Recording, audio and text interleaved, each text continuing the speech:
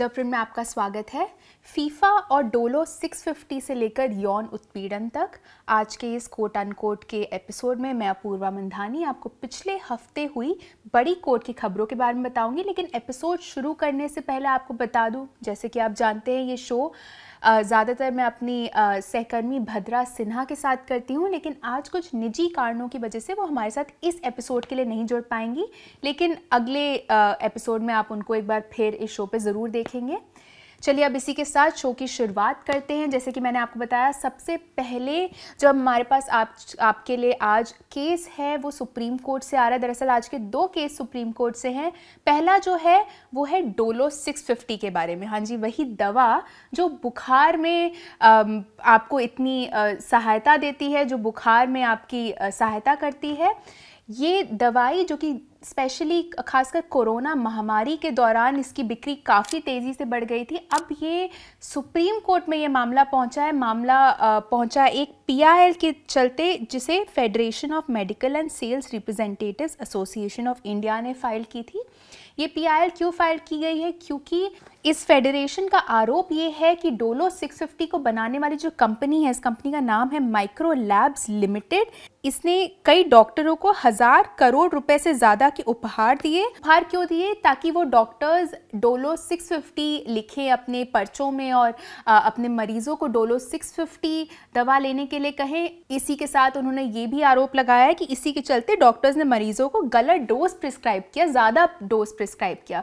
ये पूरा मामला शुरू तब हुआ जब central board of direct taxes जो है, इसने ये जो कंपनी है, जुलाई में 9 राज्यों में इसके 36 ठिकानों पर, इस कंपनी के 36 ठिकानों पर छापा मारा और कई दस्तावेज बरामद किए।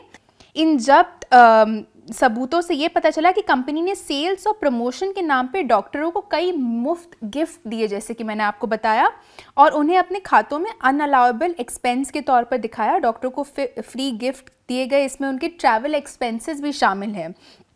तो और उनको ये CBDT को ये भी पता चला कि इस कंपनी ने इन मुफ्त उपहारों पर 100 करोड़ से ऊपर ज़्यादा पैसा खर्च किया। ऑफ कोर्स ये पूरा मामला जो है लोगों के स्वास्थ्य से जुड़ा हुआ है। आपको एक किस्सा बताती हूँ। सुप्रीम कोर्ट में जब ये मामला आया तो जस्टिस DY चंद्रचूड़ जो कि इस बेंच पर थे, उन्होंने काफ़ी आश्चर्य जताया इस बात पर, क्योंकि उन्होंने वहाँ पे जो वकील मौजूद थे उनको बोला कि जब उन्हें कोविड हुआ था तब उन्हें भी डॉक्टर ने डोलो 650 लेने के लिए कहा था। और इसलिए ये मामला काफ़ी सीरियस है कि अगर डॉक्टर्स ने इतने उपहार लेकर मरीजों को ज़्यादा डोज दिया है इस दवाई का।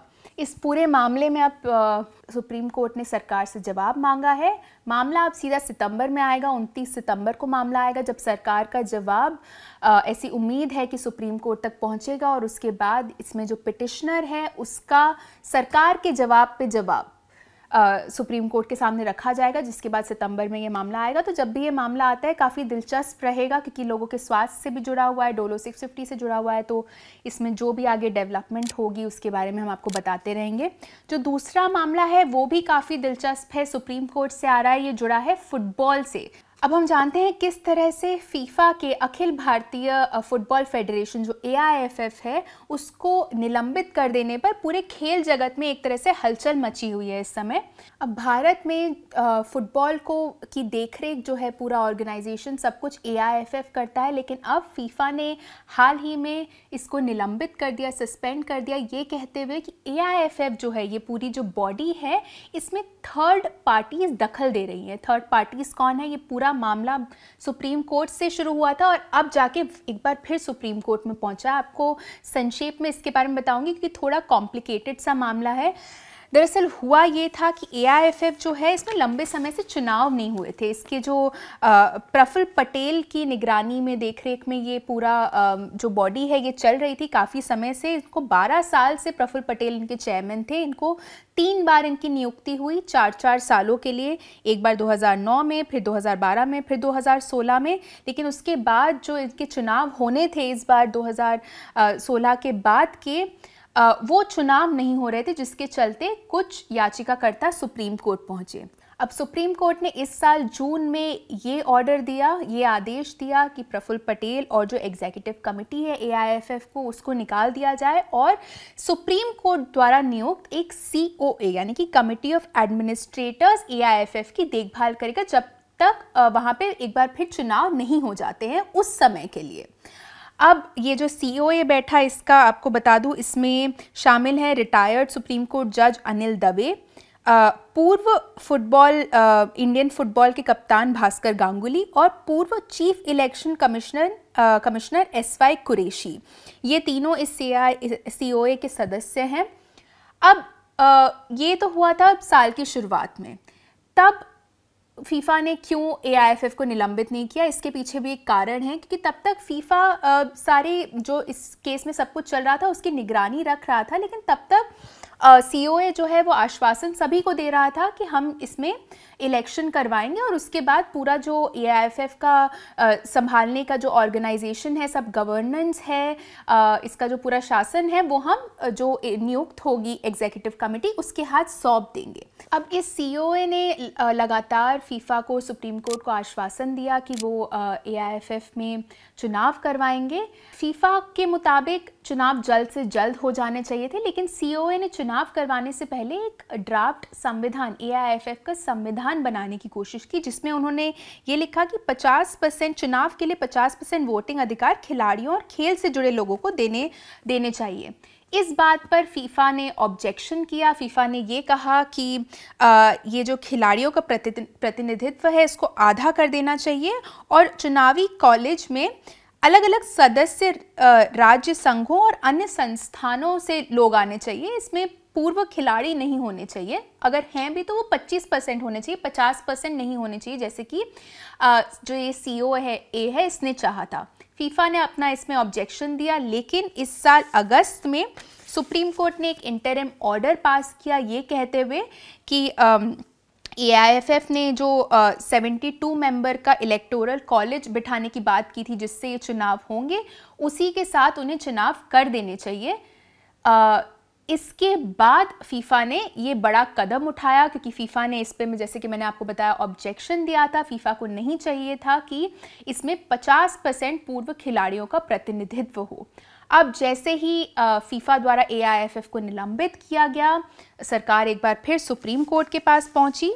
केंद्र सरकार ने इस पूरे मामले में अर्जेंट हियरिंग की मांग की इस हफ्ते, और जब हियरिंग हुई तो अदालत को ये बताया गया कि खेल मंत्रालय फीफा के साथ लगातार संपर्क में है और मामले को सुलझाने का प्रयास किया जा रहा है। सुप्रीम कोर्ट के आश्वासन दिया गया और सुप्रीम कोर्ट ने भी केंद्र सरकार को निर्देश दिया है कि इस सस्पेंशन को हटाने में तेज़ी से एक्शन लिया जाए और मामले की अगुवाई की जाए। तो अब इसके बाद फीफा और AIFF और ये COA के बीच किस तरह की बातचीत होती है उस पे डिपेंड करेगा कि फीफा के द्वारा AIFF को एक बार फिर AIFF का निलंबन रद्द किया जाता है या नहीं।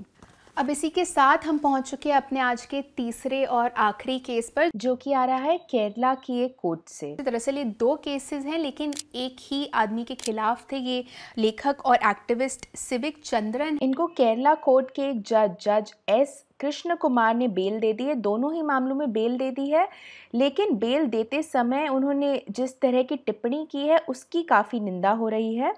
एक मामले में संक्षेप में आपको बताऊंगी, आरोप ये था कि फरवरी 2020 में जो युवती थी वो नंदी समुद्र तट पर एक इवेंट में सिविक चंद्रन ने उनके साथ ज़ोर ज़बरदस्ती करने की कोशिश की थी, जिसके बाद उनके खिलाफ केस दर्ज किया गया। अब बेल एप्लीकेशन लगाते हुए सिविक चंद्रन के वकील ने ये जो महिला हैं इसमें जिन्होंने कंप्लेन दर्ज की है, उनकी कई तस्वीरें भी कोर्ट के सामने पेश की थी। उन तस्वीरों को देखते हुए कोर्ट ने ये कहा कि सेक्सुअल हरासमेंट, यौन उत्पीड़न को जुर्म मानती है। उसके तहत अपराध प्रथम दृष्टया से यानी कि प्राइमा फेसी नहीं बनता जब महिला खुद यौन उत्तेजक कपड़े पहने हुई थी, यानी कि सेक्सुअली प्रोवोकेटिव ड्रेस पहनी हुई थी। इसके साथ साथ उन्होंने उसको इस मामले में बेल दे दी। एक और मामला सामने आया है इसी हफ्ते, जहां इन्हीं जज ने सिविक चंद्रन को दूसरे मामले में भी बेल दे दी है। वहां एक दलित महिला ने उनके ऊपर आरोप लगाया था कि सिविक चंद्रन ने उनके साथ एक बार फिर ज़ोर ज़बरदस्ती की। अभी जो दूसरा केस है इसमें भी जज कृष्ण कुमार ने सिविक चंद्रन को बेल दे दी और बेल देते हुए ये कहा कि आरोपी जो सिविक चंद्रन है वो एक सुधारवादी रिफॉर्मिस्ट हैं और सामाजिक गतिविधियों में लगे हुए हैं और वे जाति व्यवस्था के खिलाफ हैं। ऐसी स्थिति में उन्होंने ये कहा कि ये बेहद अविश्वसनीय है कि वे जानते हुए पीड़िता के शरीर को छुएंगे, यानी कि दलित महिला के शरीर को छुएंगे क्योंकि वो अनुसूचित जाति से हैं। तो उनके इस तरह के जो विवादास्मक टिप्पणियां आ रही हैं उनकी काफ़ी निंदा हो रही है इस समय। अब इसी के साथ हमारा आज का एपिसोड यहीं ख़त्म होता है। आशा करती हूँ आपको एपिसोड पसंद आया हो। हमें कमेंट सेक्शन में ज़रूर बताएं। हमें इसी तरह से फॉलो करते रहें। हमसे जुड़ने के लिए बहुत बहुत धन्यवाद।